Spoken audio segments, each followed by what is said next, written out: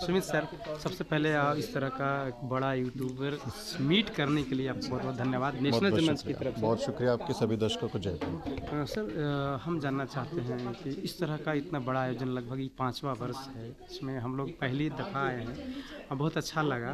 तो इस तरह के जो आयोजन करने में आपको कितना परेशानियों का सामना करना पड़ा, और जो मन में एक लक्ष्य है कि बहुजन समाज के यूट्यूबर्स को हम पत्रकार बनाएंगे, कहाँ तक सर आप सफलता दिखते हैं इसमें, देखिए आपको सफलता दिखता है? देखिए मैं हमेशा अपनी हमको पत्रकारिता में ये चीज़ सिखाई जाती है कि आपने कोई स्टोरी की है। आप मान लिया किसी पहाड़ पे कोई बूढ़ी महिला रहती है और उसको राशन कार्ड नहीं है, उसको राशन नहीं मिल रहा, तो आप पहाड़ पे चढ़ के गए, बहुत परेशानी हुई, बीच में पैर फिसल गया, थोड़ी चोट लग गई और आप पहाड़ पे पहुंचे और आपने उस महिला की स्टोरी की कि देखो ये बूढ़ी महिला पहाड़ पे रहती है और इसको राशन नहीं मिल रहा, या इसका राशन कार्ड नहीं बना, या इसका घर नहीं बना। तो हमें उस महिला की कहानी को दिखाना होता है कि वो महिला किस पीड़ा से गुजर रही है। हमारी यात्रा को नहीं दिखाते हम कि आप पहाड़ पे कैसे चढ़े, आप क्या पीड़ा के साथ पहाड़ पे चढ़े हो, वो कहानी नहीं है। कहानी वो महिला है, वो जो हमारी स्टोरी है वही इंपॉर्टेंट है हमारे लिए। तो मुझे लगता है कि बहुजन यूट्यूबर मीट इंपॉर्टेंट है, उसके लिए क्या काम होते हैं, कितनी तैयारियां होती हैं, वो जो है बताने की या दिखाने की कोई बात नहीं है। अल्टीमेटली अगर कार्यक्रम सफल हो जाए तो वही इंपॉर्टेंट होता है। लेकिन हाँ, ये ज़रूर है कि ये कार्यक्रम में एफर्ट्स बहुत सारे हैं और मुझे लगता है कि किसी शादी ब्याह जैसा कार्यक्रम होता है, क्योंकि मुझे हलवाई के पास जाना पड़ता है, उससे सामान क्या चाहिए वही बताओ, क्या ला के मैं दूँ तुमको, मिठाई कहाँ से आएगी, कार्यक्रम में क्या चीज़ें होंगी। तो वो मुझे लगता है कि मेरे घर में कोई शादी है, मैं शादी का कार्यक्रम कर रहा हूँ। लेकिन जब सफल हो जाता है तो मुझे बहुत खुशी होती है। हालांकि हम लोग भी आपको बहुत बहुत बधाई इसलिए देना चाहेंगे कि इस तरह का आयोजन आप किए हैं, कई तरह की समस्याओं को सामना करते करके किया आपने, और ये हमको सफलता की ओर दिख रहा है कि पूरे देश भर में जो बहुजन समाज के जो आवाज़ थे उसको लोग दबाया जाता था, तो अब लगता है नहीं दबेगा, और आगे आने वाला जो मैंने समय है, टाइम से, उसमें हम लोग का प्रेजेंटेशन बढ़ेगा। तो सर, एक बात आपने कहा कि पूरे देश भर के जो यूट्यूबर्स हैं उसको मिला करके और हम लोग एक अच्छा प्लेटफॉर्म तैयार करेंगे, सर उसके विषय में क्या कहेंगे? और भी नए यूट्यूबर्स हैं जो मेरे चैनल को देख रहे होंगे, तो उनके लिए क्या आप नया लेकर आएंगे? देखिए मैं चूँकि मीडिया संस्थानों में रहा हूँ भारत के, और वहाँ पर कभी मुझे कोई दलित पत्रकार नहीं मिला। मैंने जिन मीडिया चैनलों में काम किया, एबीपी न्यूज़, जी न्यूज़ में, तमाम चैनलों में, वहाँ मुझे कोई दलित पत्रकार नहीं मिला। तो क्यों नहीं मिला? क्योंकि दलित पत्रकारिता में आ ही नहीं रहे हैं। बहुत कम लोग पत्रकारिता करते हैं, आईएमसी जैसे बड़े मीडिया संस्थान तक पहुँचते हैं। तो अगर हमारे लोग पत्रकारिता में नहीं हैं और जो हैं उन जिनको मनु मीडिया के लोग मौका नहीं देते हैं, तो फिर हम अपने पत्रकार खुद बनाएंगे। अभी यूट्यूब और सोशल मीडिया के ज़माने में चीज़ें आसान हैं, मोबाइल सस्ते आते हैं, माइक सस्ते आते हैं, तो बहुत भारी भरकम सेटअप की ज़रूरत नहीं है कि हमको सैटेलाइट राइट्स लेने पड़ेंगे, चैनल खोलना पड़ेगा। आप एक अकाउंट बनाएं सोशल मीडिया पर और आप चैनल चला सकते हैं।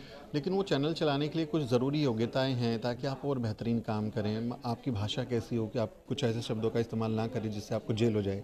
रिपोर्टिंग में क्या चीज़ें ख्याल रखी जा सकती हैं, कैसे सवाल पूछने हैं, तो वो ट्रेनिंग हम देने की कोशिश कर रहे हैं। और हमारा लक्ष्य है कि हम ज़्यादा से ज़्यादा लोगों को ट्रेनिंग दें और उनको पत्रकार बनाएं। तो ये तो 2-3 दिन का कार्यक्रम है, लेकिन अभी हम लोग एक महीने की इंटर्नशिप्स भी अपने लोगों के लिए, 20-22 लोगों के लिए मेरा प्लान है कि मैं 15 लोग यहाँ से और कुछ लोग बाहर से, हम उनको अपने ऑफिस में बुलाएं और उनको ट्रेनिंग दें।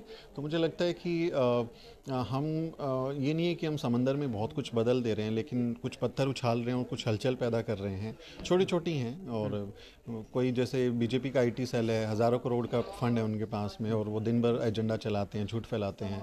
कोई उन्होंने बाबा साहब के ऊपर कोई क्लेम किया, झूठा क्लेम किया, आप में से किसी यूट्यूबर ने उस पर एक छोटा सा पोस्टर बना दिया, एक रील बना दी, वो उनका इतना बड़ा गुब्बारा जो झूठ का है वो तुरंत फट जाता है। तो आप टक्कर बहुत बड़े आदमी से ले रहे हैं और आपका बहुत इम्पैक्ट है। ऐसा नहीं है कि जो बहुजन यूट्यूबर हैं या जो क्रिएटर्स हैं उनका इम्पैक्ट नहीं है, बहुत बड़ा इम्पैक्ट है। आज भारत में बहुजनों को, दलितों को, मीडिया को इग्नोर नहीं किया जा सकता।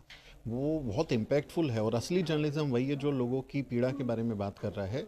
एजेंडा सेट करने वाले लोग तो एजेंडा कर रहे हैं ना, वो पत्रकारिता नहीं कर रहे। इसलिए मैं मानता हूँ कि बहुजन मीडिया सिर्फ बहुजनों का मीडिया नहीं है, वो भारत में लोकतंत्र को जिंदा रखने और देश को बेहतर बनाने का एक मीडिया है। तो क्या बहुजन मीडिया जो पत्रकार हैं उन लोगों को मतलब इस बात का डर नहीं होना चाहिए कि भाई हम पत्रकार नहीं हैं, या लोग हमको पत्रकार नहीं मान रहे हैं या हमें नहीं समझ रहे हैं, तो हम लोगों को मतलब क्या कहेंगे उन लोगों के लिए? चूँकि एक बड़ा ये होता है कि जब फील्ड में लोग जाते हैं ना, तो ऐसा लगता है कि लोग उनको पत्रकार मानने के लिए तैयार नहीं हैं। देखिए अभी क्या है कि अभी आप सोशल मीडिया के जरिए पत्रकारिता कर सकते हैं, आपने किया और कर दिया, लेकिन भारत में आप जानते हैं मोदी सरकार की नज़र जो है वो रहती है। कभी कभी मैं सोचता हूँ कि अमित शाह और मोदी जो है वो बात करते होंगे कि मीडिया से डर नहीं लगता, सोशल मीडिया से डर लगता है। They might have dialogue like this.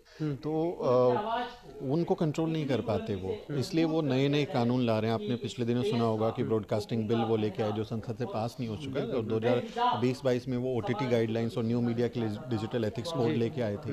तो हो सकता है किसी दिन सरकार कानून बना दे कि पत्रकारिता वही करेगा जिसने डिग्री ली होगी, जिसने पढ़ाई की होगी।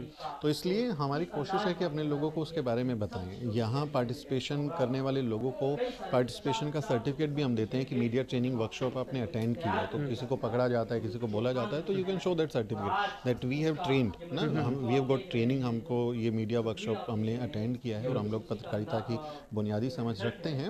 ये रिस्क रहता है कि सरकार किसी दिन कुछ ऐसा कर सकती है, इसलिए ज़रूरी है कि पत्रकारिता जो करते हैं वो गंभीरता के साथ करें, क्योंकि आने वाले सालों में आप देखोगे कि जितने भी यूट्यूबर हैं जो सीरियस जर्नलिज्म नहीं कर रहे हैं वो सब खत्म हो जाएंगे, वो सब बंद हो जाएंगे, सरकार सबको बाय बाय कर देगी। एक सवाल और है कि हमारे लोगों को पत्रकारिता की डिग्री लेना मस्ट है?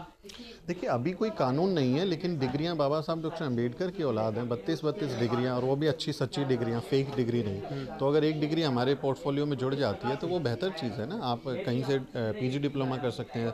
मीडिया के तो 1-1 साल के प्रोग्राम्स होते हैं, PG डिप्लोमास होते हैं, सर्टिफिकेट होते हैं, वो कोई भी कोर्स कर लीजिए।